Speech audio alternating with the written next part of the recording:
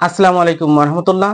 Doctor Arif homeo and tips এর পক্ষ থেকে আমি ডাক্তার আরিফ হোসেন সবাইকে জানাই ঈদের শুভেচ্ছা। ঈদ মোবারক, ঈদ মোবারক, ঈদ মোবারক। ঈদে তৈলাক্ত ও ভারী খাবারের কারণে অনেকেরই বিভিন্ন ধরনের সমস্যা দেখা দেয়।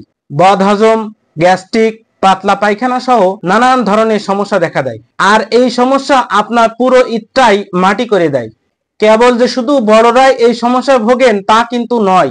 ঈদে অনিয়ন্ত্রিত খাদ্যাভ্যাসের কারণে এই ধরনের জটিলতার সমস্যায় ভুগে থাকেন। পবিত্র ঈদ উল ফিতরের সময় মাংসের নানা পদ ছাড়াও সঙ্গে নানান রকম খাদ্য খাবারও থাকে কয়েক দিনের খাদ্য তালিকায়। কাবাব, মাংসের ঝোল, কলিজা, মাথা, ভুঁড়ি ইত্যাদি নানা রকম খাবার খাওয়া হয় এই ঈদের সময়, যা সচরাচর অন্য সময় কম খাওয়া হয়। যাদের নানা রকম অসুস্থতা রয়েছে তাদের এই খাবার দাবারের ব্যাপারে সাবধানতা অবলম্বন করতে হয়। অনেক ক্ষেত্রে নানা রকম সমস্যা হয়ে থাকে।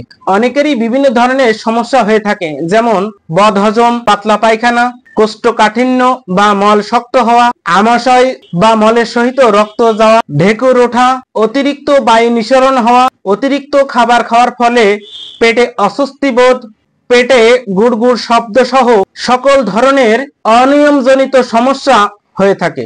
আর এই অনিয়মজনিত সমস্যার কারণে হোমিওপ্যাথিক একটি ঔষধ অবশ্যই আপনার কাছে রাখতে হবে, বিশেষ করে ঈদের সময়। এখন জানাবো সেই কাঙ্ক্ষিত হোমিওপ্যাথিক মেডিসিনটির নাম। সেই কাঙ্ক্ষিত হোমিওপ্যাথিক মেডিসিনটির নাম নাক্স ভূমিকা। নাক্স ভূমিকা 6-30 এমনকি 200 শক্তি ব্যবহার করা হয়ে থাকে। 3-4 বটিকা করে 3 বার এমনকি ঘন ঘন প্রয়োগ করা হয়ে থাকে।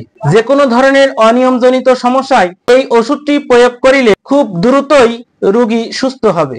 আপনার ঈদ আনন্দময় হোক। আমার এই চ্যানেলটিকে অবশ্যই সাবস্ক্রাইব, লাইক, কমেন্ট এবং এই ভিডিওটি অন্যকে শেয়ার করে জানিয়ে দিন। আজ এ পর্যন্তই। তবে আমার এই চ্যানেলটিকে যারা সাবস্ক্রাইব করেছেন তাদেরকে অসংখ্য অসংখ্য ধন্যবাদ জানিয়ে আজকের মতো এখানে শেষ করছি। সবাই ভালো থাকুন, হোমিওপ্যাথিক চিকিৎসা নিন, সুস্থ থাকুন।